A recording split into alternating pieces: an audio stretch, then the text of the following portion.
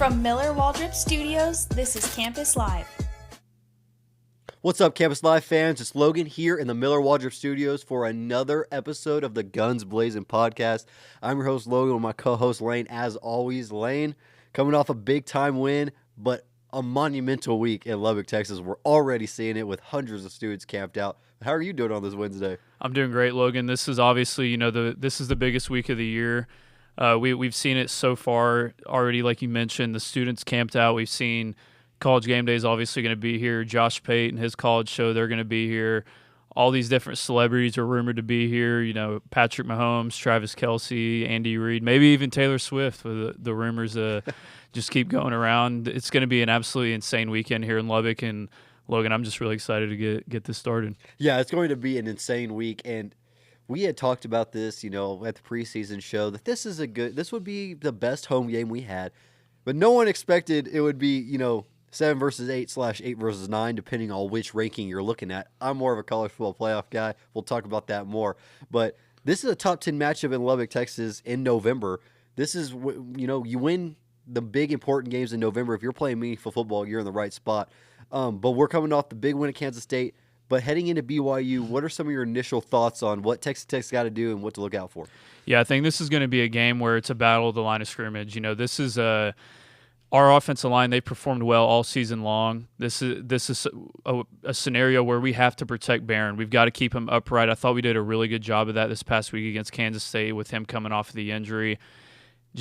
It maintained the offense, and it gave us balance, where we were not having to just force running the ball. We were able to pass the ball as well, and it was very, very effective, especially after the first quarter. I think, he had some jitters, had to get those out, Logan, and then when we did, we saw the run that we went on, and we'll discuss that against Kansas State here in a second. But also, our defensive line, they've got to be able to stop the run against BYU this week. They have a top 15 rushing attack in the whole entire country, and I think, Logan, that's going to be the two biggest keys in this game. Yeah, I totally agree. I think the key is, I'm always talked about defense on here, big defense of guy, especially with the new wave of Texas Tech defenders we've seen this season. But it's all going to start up front. The front seven have to be elite like they've been all season long. I think the guy that you're going to look out for, obviously it's J-Rod, it's Ben Roberts in the middle, but guys like Lee Hunter and A.J. Holmes are going to be huge in this game with the bigger, bulkier, Bear Bachmeyer and L.J. Martin coming back. Bigger dudes that can run through, they can get through those arm tackles, but we got to see Lee Hunter, and A.J. Holmes step up in the front. And then, you put them in obviously passing downs, and then you let the duo of Romello Height and David Bailey go to work off the edge. I think Texas Tech's defense is going to have to win this game. Like we always talk about, they're going to win the game. I think the offense looks better than they did in the first half. They looked much better in the second half, like you were talking about after the first quarter. Barron started heating up a little bit, looking like more like his old self. With an extra week, I think the run game is going to be pivotal as well. I think I agree with everything you said. And we saw that come to fruition last week against Kansas State. Initial thoughts on that? Because I know you were a little worried heading into that one. Yeah, no, I was definitely worried about this game, but I'm really glad the way that we performed. After Avery Johnson scored that long rushing touchdown, I think every Texas Tech fan got some flashbacks to what happened here at the Jones a few years ago. But, even though it was a slower start to the game on offense, I thought we really just saw the balance come in. You saw Barron get comfortable. I thought you saw him settle in. And, a thing that RG3 actually said on the broadcast, which I thought was a really good take, is he said, even though your body can be there physically, it can take you a quarter, maybe even a whole game to get your mental side there into the game fully. And I think you saw that happen into the game where Barron, he was there physically, but in that first quarter, maybe he wasn't there mentally back all the way. And then after that first quarter, besides the John Curry scoop and score that was amazing at the end of the game, the offense went on a 36-13 run in the last three quarters. Barron ended up 250 yards passing with 2 touchdowns. And that's when you start threatening in the pass game, it eases off of the run game. They were loading the box early in the game. We weren't able to run the ball. Then you saw Jacoby and Cam absolutely go off in the second half. They ended up with 187 yards rushing. Both of them had touchdowns. And, man, it was just such a positive sign, Logan, to see that balanced attack back on the offensive side of the ball. Yeah, it was a great overall game. Obviously, like you talked about early, the interception from Barron early on the screen pass. and then you get the interception right back from Bryce Pollock. So then you're feeling good. But Avery Johnson, man, that dude is lightning fast. He got through the middle on that touchdown run down the sideline, and then you're like you said, I think we're all at Golf Suites like, oh man, not this again. Didn't really know what to expect. Defense stepped up, did not allow any more in the first half. Went into half 12-7. You felt a lot better about where you were at. And then, it's one of those games where we talked about it. Is this team different than the rest? The past teams, they hadn't won there in a very, very long time. Hadn't beat Kansas State since 2015. And to be able to go in there and kind of just do whatever you wanted in the second half, they on both sides of the football. Avery Johnson with one rushing touchdown, in the second half. But the defense stepped up. Jacob Rodriguez, man, if you're not voting for him for Heisman, then I don't know what game you're watching, because that dude is legit. And it's crazy to think that he might be your best defensive player when you have probably 2 first-round picks on the edge, as well as multiple other guys that will be drafted. It's just a staple to, what not only, the Shieldwood and that department, but as well as, the recruiting department, getting Jacob Rodriguez to come here as a walk-on a couple years ago, leaving his Virginia scholarship, come play middle linebacker at Texas Tech. It's just a staple to what they've built, and he is showing off right now. The defensive development, I think that Joey McGuire and Shieldwood, they deserve so much credit for the development of the defensive players on that side of the ball. I mean, just because, we get guys that transfer in, like you said, doesn't mean that they'll come here and perform. You see that happen all around the country with all the teams that bring a bunch of transfers in and then they don't perform. We saw it with Florida State last year. This year, you see David Bailey, which, yes, he was a freshman All-American. We know all the stats. Romello had about 5 sacks last year. They come into our program, and now they're potentially both first-rounders, especially David. And then that's not even speaking to the development of Jacob Rodriguez and his time here in Lubbock. I mean, this guy, he's the man, the myth, the legend. He really is. He really is, yeah. Just what he has done. I mean, forcing 7 fumbles this season, that's better than some guys' careers. I mean, he's done that in only 9 games this year, and that's not even including his interceptions he's also had. So him leading this defense, it kind of was a little bit of a weird game for the defense, I thought, because it was like really close until the last 6 minutes, and then they just completely dominated and got the 4 turnovers or whatever. But because 90% of the game they were dominant, and then there was that other 10% where Avery Johnson was running all over it. So yeah. But the defense, we're that 10% that happens when you play talented teams. So I thought you absolutely saw our defense completely take over the game in the fourth quarter. They really gave K-State no chance to win. Even after Cameron Dickey fumbled that ball, I think everyone was like, oh, man. We thought we had ended it on that 4th down stop. It was 20. Right back at you. It was still, back to him. It was still 29-20, really close game. There was still 8 minutes left in the game, and Cam unfortunately fumbled it. I think everyone was like, oh, man, here we go. Here's that Manhattan magic that we've seen so many times over the past few years. But Jacob Rodriguez and that defense, they absolutely stepped up. And Romello Height forcing that fumble right into John Curry's hands, returning it for a touchdown. That was the play of the game. And, man, I was just so happy to see us play maybe our most balanced quarter of the season at the end of that fourth quarter. Yeah, and Coach McGuire talked about it. John Curry and Romello Height both had went down with injuries early in that second half. Both come back and make arguably the biggest play of the game. At that time, just took the air out of the whole life out of Kansas State. Pretty much sealed the deal at that rate. John Curry ends up getting an interception later. It was just like you said, an all-around performance for something that in a place where we had just not played well. Like we never have, and it gets a team that they looked pretty decent for a majority of the game. Avery Johnson, man, he's starting to look more like the guy that they expected. Running the football, he's electric. But the defense, stepped up, and as you talked about, I think one guy, Jacoby Williams at the beginning of that game and throughout, he just looked explosive. I mean, he is a guy that that we're going to see, I think, big things out of. He's already doing really great things this year. Again, I've talked about it, I think, multiple times, but how does Quentin Joyner come into this fold next year because he is the guy. He was the guy. Like, it was a no doubt he's going to get a bulk of the carries, and these other two are going to split. And these other two guys are pretty darn good. I'm excited to see him play. I'm real curious what the offense will look like now with him. But, we'll wait one more year and, get him ready to go. And it's just going to be incredible. I think we'd seen, Felix Ojo talk about this is probably the least talented Texas Tech team that we're going to have in the next 5 years. Crazy to think about with some of the, big-time talent. We might touch on, Kavian Bryant with, another additive for a win on Saturday, a commitment from the number one quarterback in the 2027 class who will coming in. Now you got, 2 5-stars. You take 1 5-star out, move him to the 2026 class, replace him with Jalen Brewster, who goes to number 1.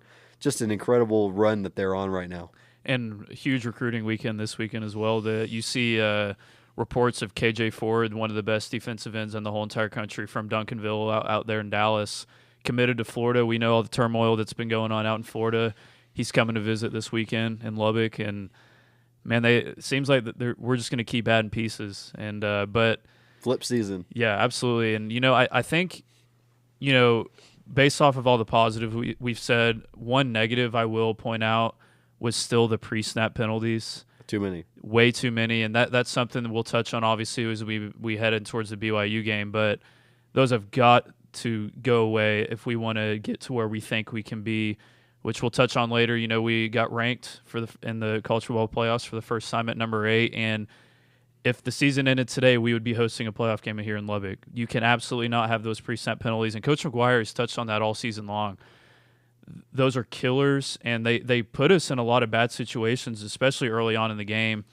And then I will say, in the red zone, we did get stopped multiple times, had to settle for field goals. I think, obviously, points are great in any way you can get them on the road, but you'd love to see those converted into touchdowns. But really, the pre-snap penalties is what bothered me the most, Logan. What about you? Missing the extra point. Yeah. We cannot have that heading into this week for sure. Every point is going to be needed. But when you get into a playoff, those are gimmies at that point. And he did redeem himself by kicking the 50-pluser, which is insane to think about. Coach McGuire talked about it. He's like told Stone, how do you make a 55-yarder but didn't make the extra point? That's just something, that can be cleaned up pretty easily. It's now 2 weeks in a row, though, from 2 different kickers that we've seen them hit the upright. If only the upright counted for more than the 1 point, we'd be all right. That's something, pre-snap penalties. I think we brought it up on the show. It had to be something that needed to be cleaned up. It wasn't. That's one thing, like you said, one down, negative from that game on an overall positive day in Lubbock for Lubbock, Texas. I think that you got to clean it up. You're at home. You're going to see a lot less, hopefully, of the false starts and the problems like that. So we'll see what we can do, and I'm really excited for the BYU game, though, really. Yeah, that's probably why the majority of y'all are here is to watch us talk about this game. It's absolutely massive. We've already touched on this is the game of the year in the Big 12. I think this is the biggest game in the history of this program in Texas Tech. You could argue that the Texas game, from 2008 was, but I think with everything that's at stake this year with the college football playoff being 12 teams now, I think there's a really good argument to be made that this is the biggest game in program history. Like we said, all the college game day, Josh Pate being here, all the celebrities, it is going to be insane in the 806 this weekend. And man, what are your initial thoughts on this BYU game, Logan? See, I've talked about this for weeks, and so I can't really say it anymore. I talked about it for weeks and said I didn't think that they were as legit as, their ranking looks like or their undefeated streak, but they've proven time and time again that they can step up to the challenge. And something that watching PFF, it kind of felt like this quote kind of settled with. He was talking about how it looks like BYU has been on an uphill climb, like the bottom, Arizona, you took them to overtime and you won. Then you step up, you take on Utah and you beat them. Then you go to Iowa State, 1 notch up. And now you're at the top of the mountain. Texas Tech is considered the top of the mountain in 2025 in college football, something I never thought I'd hear. But it is the truth. This is their toughest opponent. They do go to Cincinnati in a couple of weeks. That, if they lose this week, that is a playoff eliminator or a championship eliminator. I just think that initially this team is really good and they step up to the challenge, and Bear Bachmeier acts like he is a redshirt senior out there. This guy is not fazed by much, and I think that's something that, Texas Tech is going to have to do. They're going to have to make him feel uncomfortable, and you have the perfect guys up front to do so.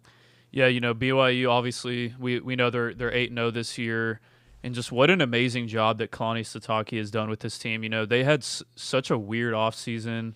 Jake Retzlaff was the reigning quarterback of the year in the Big 12, gets kicked off the team. It looks like BYU has nowhere to go. We discussed it in our summer shows. We were like, man, what does BYU do? Bear Brockmeyer comes in, and they look even better than when they had Jake Retzlaff. And Retzlaff, who went to Tulane, he's actually not even the starting quarterback there anymore. He got benched, and now Brockmeyer is thrown for, has 1,700 yards passing, has 11 passing touchdowns, and he also is one of the best dual threat quarterbacks in the country, having 9 rushing touchdowns this year, and he's their second leading rusher behind maybe the best running back in the Big 12. So that just shows how dynamic this BYU offense can be. And he also has the 18th best QBR rating in the whole entire country as well. So Bear, we've got to be able to trap the Bear, so to speak. I wrote an article about this on the website, how we can trap the Bear, because they're 19th in points per game this year. Their total yards per game, they're top 35. They've only turned the ball over through 8 games only 6 times this year. That's our bread and butter on defense. So they got to force turnovers. Absolutely. And they run the ball extremely well. They're top 15 in the country. I just touched on LJ Martin. Once was a Texas Tech commit back in the day, but we have 2 amazing backs now, but an amazing running back out there at BYU. They have 2 really good receivers, and Chase Roberts and Parker Kingston both have over 500 yards and 4 touchdowns this year.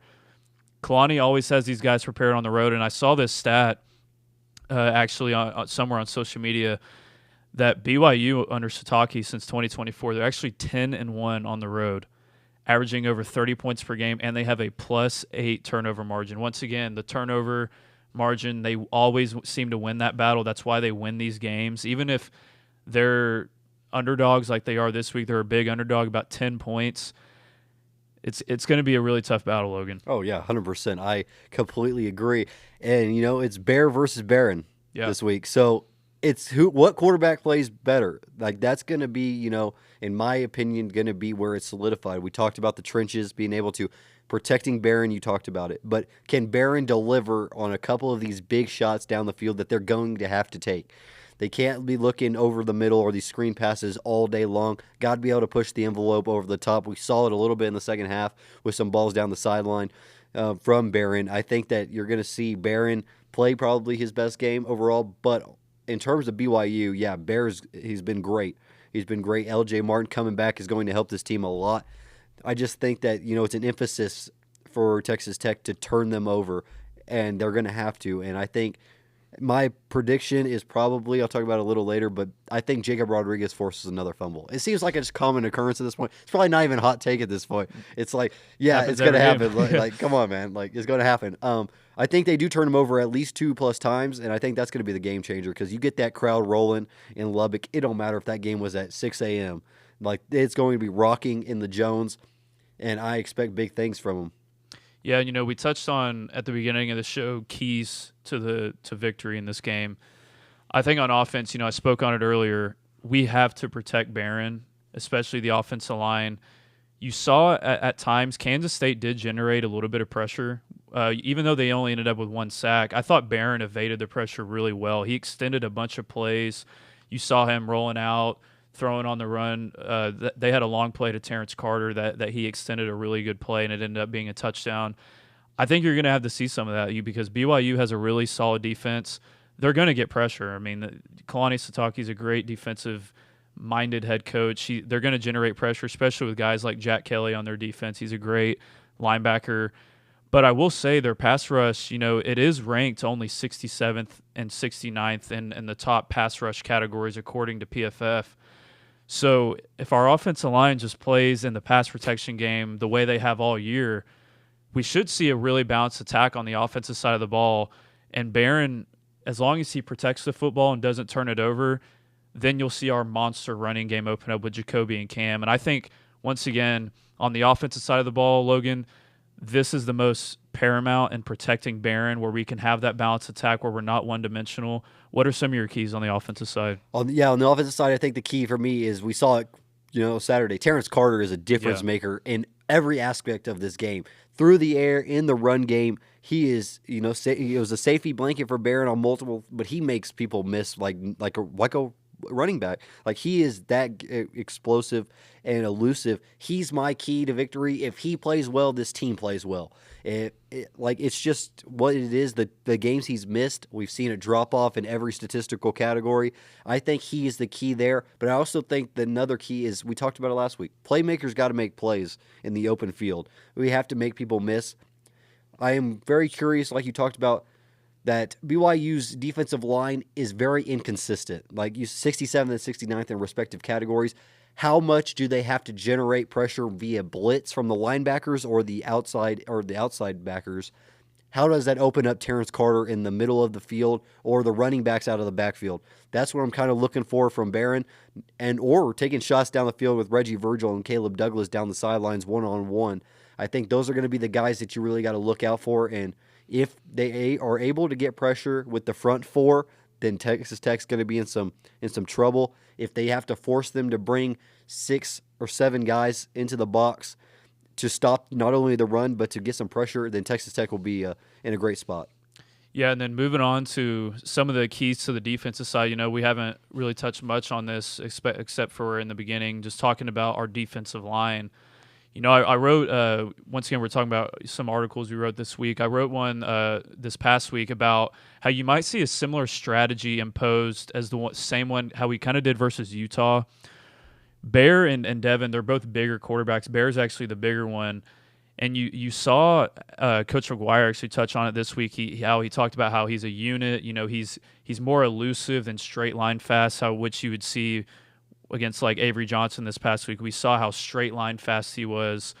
Bear and Devin are similar in the stance that they're big, they can bust off tackles and stuff. If we force them to stay in the pocket and make our zone coverage where we're forcing underneath throws while also keeping him in the pocket, that's where you saw Devin Dampier turn the ball over 3 times, 2 of those being interceptions.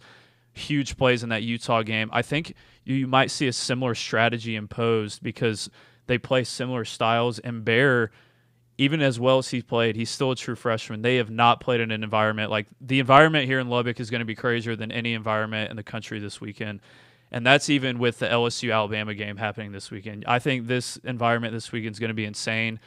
If you can force him just to overthink for one more second, he will force a turnover. Even though they've been so good in not creating turnovers this year, he has actually the 15th quickest release in the country this year. So Kalani has obviously imposed a strategy for them where he's getting the ball out quick, not having to think too much. He's a young quarterback.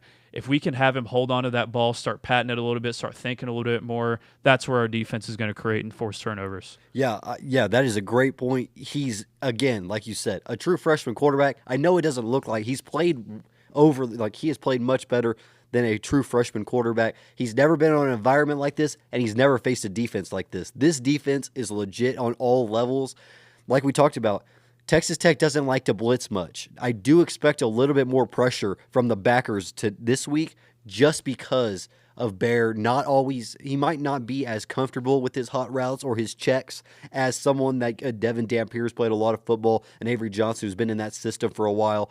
This is something I like to see, and the spy is going to be a really pivotal part as well. It's probably going to be Jacob Rodriguez. He's seen to do it a lot, and he's been really good at it. And like you touched on, we kind of open up the dual threat. And you see Avery Johnson. He's a different dual threat than Bear is, like you talked about. Avery Johnson's just going to outrun you. This guy is looking for contact. Like, he is going to make people miss, but he is hunting. You look at the Utah game at the end of the game. He broke 6 tackles to get in that end zone for that touchdown to kind of seal the deal for him. Tackling, always pivotal, but this week it will be.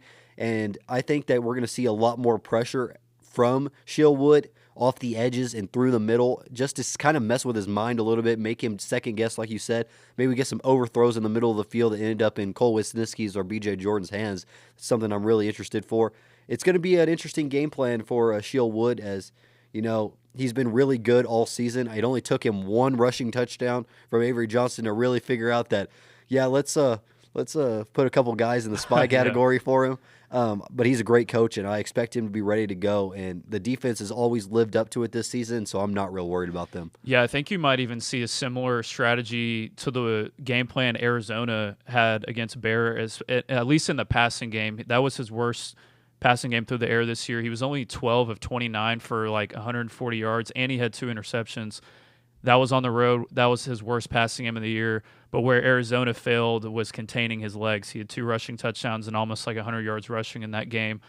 So I think that's where the difference you'll see. Obviously, we have, as so far this year, the number 1 rush defense in the whole entire country. Bear's more of a sledgehammer. You know, he's the sledgehammer compared to the straight line bullet train of Avery Johnson.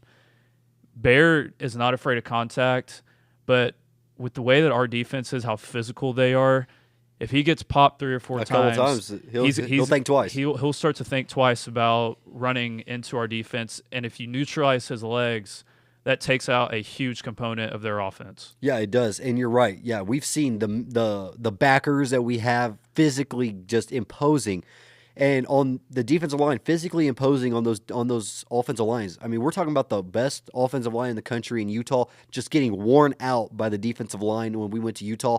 This offensive line is good, but not as good as they are. I expect the same result out of our defensive line. Yeah, and I think the last thing, just on our defense, we've touched on it the whole time.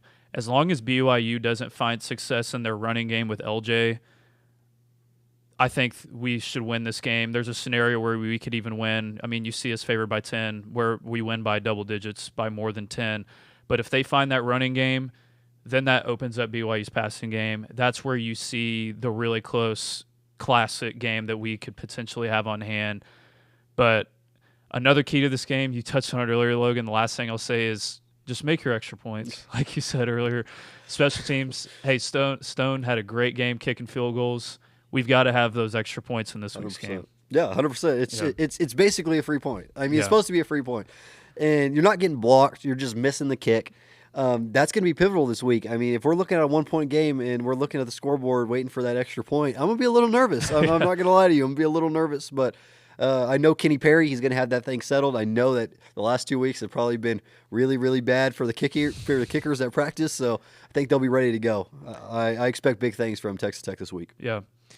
And as we move on from the huge game we have here in Lubbock this weekend, we had our first playoff rankings last night from the committee. It was really a great thing to see for Texas Tech. It was the first time in the history of the college football playoff rankings that Texas Tech had been ranked just in the rankings. We were Didn't one matter of where. Just put us in. We were one of 4 teams that had not been ranked in the college football playoff era, and we were ranked number 8, actually one number higher than the AP poll. And BYU, obviously, they moved up to number 7 as well. I thought the committee did a really good job, actually, on the rankings this week. I thought they pretty much nailed it head on. I saw some arguments, about Miami and Notre Dame, just since Miami beat them, but Notre Dame's at 10. You could discuss that. But I was really surprised at how respected the Big 12 was. Utah jumping all the way up to 13. That just makes our resume look even better, and obviously BYU as well. But man, maybe you could see 2 Big 12 teams get in here, Logan. I think that's what's really solidified is how bad the ACC has played over the last couple of weeks. Yeah. From Miami to Georgia Tech Miami going down for the second time, Georgia Tech just getting run off the field by NC State. Just looking, obviously Haynes King was amazing in that game. But for the ACC to not have any real representation until I think 14 is or maybe even lower. I think Louisville's their top-rated team. But to have Utah in front of them is just something that's it wasn't expected, and I think that just helps the Big 12 out, like you said. Yeah, and they discussed their new metric, that how they're ranking teams by, with the schedule toughness rating, or a new metric that they had not used in the past. And I think you're seeing it play out in the rankings. And I really am enjoyed to see how they're acknowledging head-to-head, and they're acknowledging the toughness of who you're actually playing. You saw Georgia Tech, they were 8-0, they were number 8. They lose that game against NC State. They really haven't played anyone all year. They fall all the way to 17 here in these playoff rankings. But I mean, as they probably should. They really haven't played anyone, and I like Georgia Tech. I predicted them to, you predicted them to win the ACC. to win or the no, Clemson. I picked Clemson to win the ACC, but So- they were in the championship game. Yeah, to be in the championship game, and I had them in third. So obviously we respect Georgia Tech, but their schedule based off of who they played, it just they haven't really played many teams. But I think another interesting aspect of it was you saw Texas jump over OU in this rankings as well. In the AP poll, they kept OU ahead of Texas. What are some of your other thoughts just on the other teams around the country? Yeah, I was shocked at how high Texas jumped. They have them in 10, or is it? Yeah, I think they're at 10 or 11. 11. Yeah. And I mean, in the college football playoff, the way that Texas has played over the last couple of weeks does not tell you that they're a college football playoff team. But they got some big matchups coming up. They were probably the most shocking. And then again, the most shocking was Miami so far away from Notre Dame, even though in the head-to-head. That was another one that stood out. I think those are the two that stand out to me. I think the last thing is Notre Dame only going to be playing one other, viable opponent in Pitt on the road. They were at 25. That's the only thing left, and they obviously respect the Notre Dame's resume a lot more than some of these other teams. Even though Miami is getting not really the same respect out of the committee. I know the losses are different, but it is head-to-head, and so I'm interested to see as we head towards the end of the season, if Miami wins out, how close do they get to Notre Dame? But I think the ACC is a one-bid league, and I think that's very interesting. I wouldn't have expected that at the beginning of the season. They're a one-bid league, and they open up the Big 12 for a two-big league, depending on how the Big 12 championship rolls out. Yeah, speaking on some of the results from last week, we saw Texas, they dominated Vandy for 3.5 quarters, and then insane comeback recover the onside kick, Yeah. man. You have a chance. You recover that onside kick, you're only about 10, 15 yards away from a field goal. Yeah. To send that thing in, that is insane. Like that game, it just shows that Stark talks about we always got to make it close. Texas could have put that game away, in the second quarter. Yeah, and there were some questionable reffing calls in that game. I will say I thought Arch, he actually played his best game all year. Like we just said, now Texas, they have the big win over OU and now Vandy. They find themselves back in the playoff picture. This is what the 12-team playoff does. If you lose 2 games early and you get hot later on in the season, you can find yourself back in this playoff picture. And it's pretty crazy. What were some of your thoughts after that game? Yeah, Texas dominated. They look like the Texas that everybody thought preseason. Then obviously in the fourth quarter you give up some big plays. Eli Stowers down the sideline, busted coverage, gives them life. And Diego Pavia played well at the end. Did not look great throughout the first 3 quarters, but Texas looked like Texas, and it's going to be interesting when they go down to College Station because a 3-loss Texas team probably isn't getting in, but they beat A&M and they're solidified as in. So I'm interested to see if they can, keep this hot streak going until they get to College Station at the end of the year. Yeah, and OU kept their playoff hopes alive. They we left them for dead last week. If you would have saw our predictions, we had Tennessee winning this one pretty big, but. Man, good. OU played really well. Joey Aguilar, he did not play well. No. Had a bunch of turnovers. And how about Brett Venables keeping his job alive and their season alive? They kept their playoff hopes alive as well. They have a huge one going to Alabama here, not in next week. That'll potentially decide if they get in the playoffs or not. Man, it's just there's so many teams alive right now with the way that this 12-team playoff works. What were some of your thoughts also on the OU beating Tennessee? I didn't expect. I thought they would compete a little more than than after the fact. After we got off the show, I was like, okay, well, John Mateer's starting to get back into his health, starting to get healthier. I thought he would do better, and compete more. But God, they look great on defense. They took the ball away. Offense did enough to win.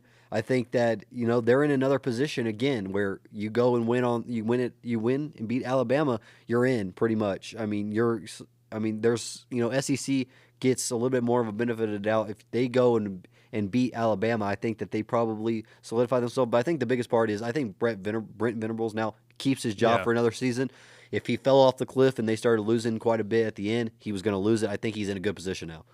Yeah, and then the other huge game that was in the Big 12 besides our game, they actually had College Game Day there this past week. Utah blows out Cincinnati. It was close in the first quarter, and then the rest of the game was, it got pretty ugly. Utah, man, they look like the team we thought they could look like, and their only losses are to the two teams that are playing here in the 806 this week. So Utah just keeps blowing out everyone that isn't Texas Tech or BYU. So they look really good right now, Logan. They do. I watched that entire game, and I was like, okay, Cincinnati, here we go. Brendan Sorsby, gets that big, long touchdown. They're like, okay, you cut it to 10 in the second half.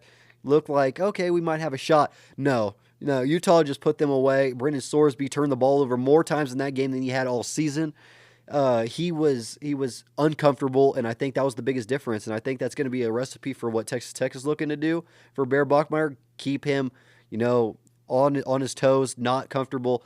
And it was a game of just absolute domination from Utah on both sides of the football. And then the punt return just put the game away. And good for Utah, man. It helps us out, makes us look better. And I'm excited to see them continue to win and keep our resume high, as it only helps us out, for that 2 bid. If we need the at-large, hopefully we don't. We'll just take the auto. Yeah, and then as we move through some of the upsets last week, we saw West Virginia go on the road and beat Houston. We also saw Georgia Tech and Miami both go down on the road. Man, it was kind of chaos this past week in some of the different games. A lot of games did not go the way we originally thought they were going to go, and Houston, after their huge win at Arizona State, man, they kind of blew it at home, Logan. They did. They did. It was a fun time for them to be in the top 25, and now they're out of it. Now they're out pretty much of contention. I mean, I know that they theoretically could still sneak in with a lot that goes on, but the head-to-head with loss to us helps us out. It was just a tough one for them. I feel bad for Houston fans. They had the highs of highs and now the lows of lows. So, they've had a decent season. I wouldn't dwell too much on it, but losing to West Virginia at that point didn't look like a very good good way to cap off your first week as ranked this season. And as we finish recapping Week 10, we now head to Week 11. There are some other big games around the country besides obviously the massive one. We'll touch on that one last with our predictions and what we think is going to happen. But Texas A&M goes to Missouri this week. A&M, they're favored by about 6.5, depending on what website you look at. I think Missouri, with that Bo Perbula, they're going to struggle in this game. Even they have a really good defense, but man, I just think Marcel Reed and A&M's offense, it's just going to be too much for Missouri in this game. I don't really see a scenario where Missouri comes out with a win in this game. Maybe they have a late cover or something, but I think A&M wins this one big, 27-17. Yeah, give me the Ags. I think that is, like you said, it's kind of a solidified thing, right, in my opinion. A&M is legit this year. Marcel Reed, Mario Craver, as well as KC Concepcion, they're going to dominate the game. Ruben Owens in the backfield will do his thing. I think they're going to blow them out. I think it's not even close. I mean, we saw them, A&M, a couple weeks ago at LSU against what was considered a big game. This is a ranked matchup. I got A&M 34-17. I think that A&M runs away with it. Yeah, and then going to the Big Ten, we didn't really discuss too much about Oregon earlier, but Oregon, out of all the top 10 teams based off of AP to college football rankings, they dropped the most, dropped from number 6 to number 9. So I think, this could potentially be Oregon season right here. Obviously, the committee does not respect their resume and their schedule so far. They really don't have any good wins. They thought that Penn State game was going to be their big one. We obviously know how Penn State season has worked out. But Iowa, man, they were not ranked in the AP, jump all the way to 20 because they have had a better resume than Oregon so far this year, and they've played Indiana closer than anyone has this year. I think this Oregon team might just be a little too young this year. I actually think Iowa wins a slugfest this weekend against Oregon, 23-20 on a walk-off field goal. 23-20. Or Iowa scored 23 points. Yeah, that's the hot take by itself. Yeah. I do think this game's going to be extremely close. I like Dante Moore a little bit more than most. I think that he's extremely talented. You're right, though, that he is young. And so I think that we're going to start seeing some of that youth creep in. I think it's going to be the opposite way. I got Oregon 24-20. Okay. And so pretty close game either way. I think it's going to be a close one. Yeah, and then moving on to the SEC, we probably thought this game preseason would have been one of the games of the year with LSU traveling to Alabama. Obviously, Brian Kelly fired. I think that LSU does come in here a little bit more inspired, having that Brian Kelly, Joe Sloan, that whole regime out of there. I think that they keep this one close for a little bit, but Bama eventually pulls away late, 42-31. Yeah, I think Alabama pulls away. Like you said, I think maybe you could get, most teams when they fire their coach, they play a little bit better for the interim. I think that this game, I don't think LSU is going to be able to score. I think it's 20. I think LSU 21, Alabama, I'm going to go 38-21. Yeah. Not too bad. And then kind of just a fun game we chose, Navy. Been a great story this year, 7-1. They are traveling to Notre Dame this weekend. That great story could come crashing down this week. Yeah. I think it's going to be real tough for them on Saturday. I think they could keep it close for the first quarter, first half, just the way that their offense operates. That triple option can be tough to get them off the field, but Notre Dame has way too many athletes. 49-21, Notre Dame. Yeah, I don't. I watched Navy get just put away by North Texas. And I just think that Notre Dame is extremely talented. I think it's like 56-14. Yeah. I think this game is a blowout early. And then now, of course, our game. I think once again, it comes down to how well we stop the run for BYU, and then obviously how well our offensive line performs. If both perform just like they have all year, and we protect that football, force Bear Brockmeyer to turn the ball over, I think that we win this thing, cover those 10 points or 9.5 wherever you have it. I think this is a coming out party to the whole entire country of just Texas Tech football and the new era of Texas Tech football. Give me Texas Tech 37-23 over BYU, Logan. I like that. I think we dominate. I think we do. I think we look like the best team in the Big 12 solidified. I think we earn the right to pretty much get into the Big 12 championship with a win. I got us 31-17. I think the defense pitches a second half shutout. I think the first half is extremely close. And I think that, Texas Tech just pulls away in the second half. I think the defense is just too good and too much for Bear Bachmeier and the offense. And an injured L.J. Martin, not full strength, is going to limit them a little bit. Texas Tech dominates, and we'll see you in the top 5, hopefully, next week. Absolutely. And, for our last segment, our Texas Tech basketball team, they did have their first game last night. We wanted to touch on that for a second, just move it on from football. They dominated Lindenwood, almost winning by 40 points. Christian Anderson, 34 points, 11 assists, 7 rebounds. What a performance by him, Logan. He did. He played extremely well. He looked like the guy that we thought he was going to be this season. He had to take over. We didn't have a lot of our guys. The key contributors were not there. We'll see how they progress as we head into, pretty rough stretch in the next coming weeks, starting on Tuesday against Illinois. Yes, we have a game on Friday, but I'm looking forward to Illinois next week. And so let's get everybody healthy. They looked really good after a slow first, 8 minutes. But Christian Anderson's a dog, and he's going to be extremely good for this team, and they're going to go and they're going to ride him as far as they can until we get JT back in the fold. Absolutely. And that'll wrap things up here for our episode of the Guns Blazin podcast here at the Miller Waldrop Studios. Me and Lane will be back next week as hopefully we're recapping a huge Texas Tech victory. Make sure you tune into all of our videos on our YouTube page. We got an interview with Kirby Hocutt as our inaugural episode, as well as episodes for every game Texas Tech has played since then. Breakdowns of everything. We're going to start, starting to shift focus into basketball next week. Hopefully next episode we have a big-time win on the road at Illinois. So we'll touch on all things that. Make sure you follow us on all of our social medias at Guns Blazin on Instagram, and it's TikTok now as well. So make sure y'all tune in. And as always, wreck 'em. Wreck 'em. From Miller Waldrop Studios, this is Campus Live.